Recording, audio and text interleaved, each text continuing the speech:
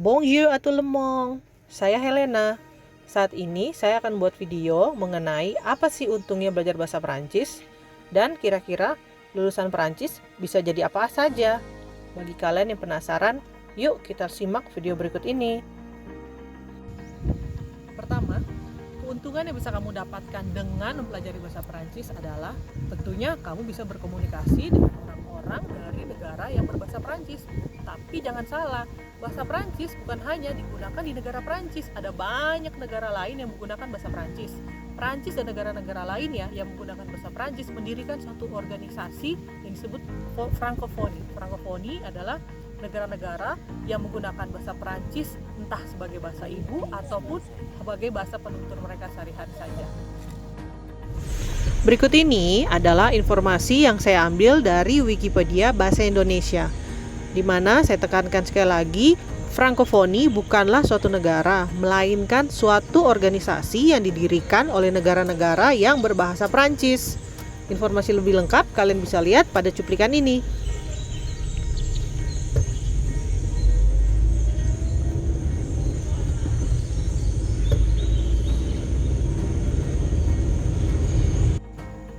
Keuntungan kedua adalah bagi kalian penyuka seni dan budaya. Mengapa? Karena bahasa Perancis digunakan di dalam hal untuk memasak, seni tari, seni visual, begitu juga teater, dan masih banyak hal lainnya. Itulah keuntungan kedua dari mempelajari bahasa Perancis. Berikut ini adalah 10 kata dalam bahasa Perancis yang umum digunakan dalam dunia kuliner ataupun gastronomi. Pertama adalah au bain-marie. Au bain-marie adalah teknik memasak bahan makanan dalam sebuah tempat yang dipanaskan dalam air mendidih, atau dalam bahasa Indonesianya lebih sering disebut mengetim, seperti mengetim coklat untuk membuat kue. Yang kedua adalah à la carte. Kata ini sering kita temui dalam penulisan menu ya. Ini berarti jenis menu di mana masing-masing hidangan mempunyai harga sendiri-sendiri. Lalu ada kata aubert. Aubert sendiri adalah suatu istilah cara pengolahan sayur yang direbus atau dikukus, kemudian ditumis dengan mentega. Untuk kata yang keempat ada blanche. Blanche ini memasak makanan dengan cepat dan dapat dilakukan dengan air dingin, air panas, ataupun air mendidih.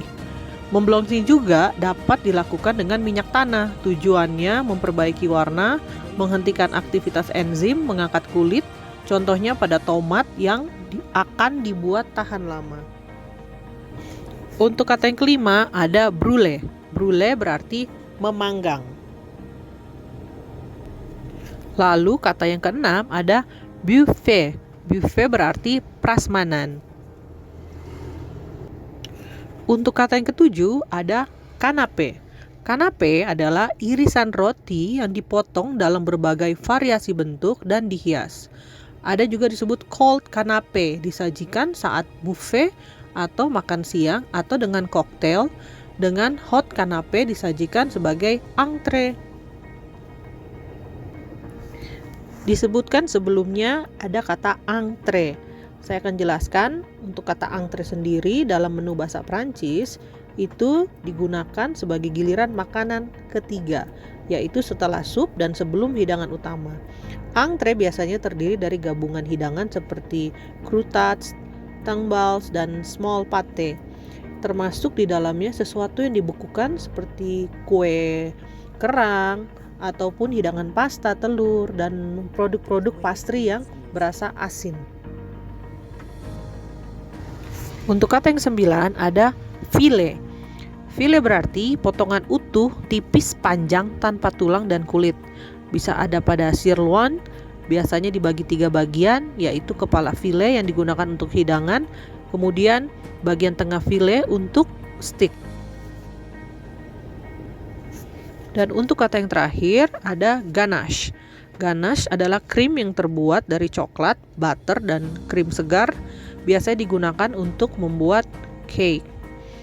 Ini sudah tadi 10 kata dalam bahasa Prancis yang digunakan dalam dunia masak ya, atau dunia kuliner.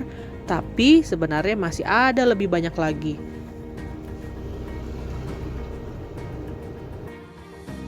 Di cuplikan sebelumnya, saya membagikan 10 kosakata bahasa Perancis dalam dunia memasak. Kali ini saya akan membagikan 5 kata atau kosakata bahasa Perancis dalam dunia seni. Dunia seni yang saya pilih adalah tari balet. Kata pertama ada plier. Plier adalah artinya membengkokkan. Lalu kata yang berikutnya adalah changement. Changement adalah artinya mengubah. Untuk kosakata yang ketiga adalah battement. Battement berarti tendangan tinggi atau tendangan rendah.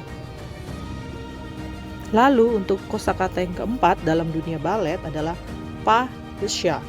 Pas de chat berarti langkah kucing atau langkah yang menyerupai langkah kucing. Untuk kosakata yang terakhir dalam bahasa Prancis di dalam dunia seni tari balet adalah pirouette. Pirouette merupakan gerakan berputar. Kurang lebih itulah istilah-istilah dalam balet yang sering digunakan.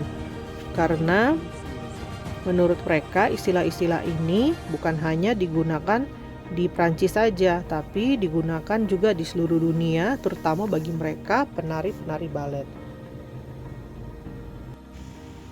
Baik, untuk keuntungan yang ketiga, bahasa Prancis disebut oleh banyak orang, terutama bagi traveler, disebut juga dengan bahasa berpergian. Mengapa? Seperti tadi, poin pertama, bahasa Prancis digunakan di banyak negara. Jadi bagi kalian yang suka traveling, ini akan sangat berguna.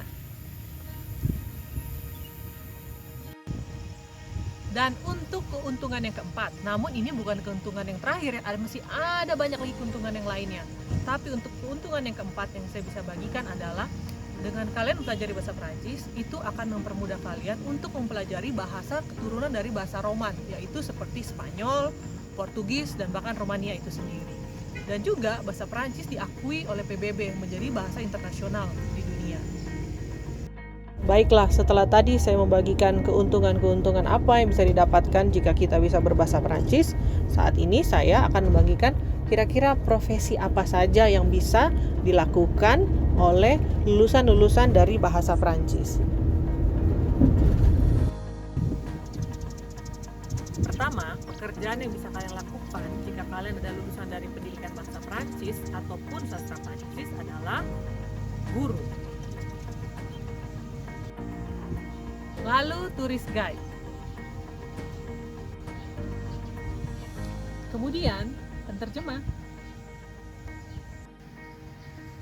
Kabar baik untuk kalian yang suka berpergian, kalian bisa menjadi pramugara ataupun pramugari. Dan bagi kalian yang suka masak, bahasa Prancis akan mempermudah kalian karena banyak resep-resep yang menggunakan bahasa Prancis. Jadi kalian bisa jadi koki. Dan yang terakhir, kalian bisa bekerja di kedutaan Prancis untuk Indonesia atau sebaliknya.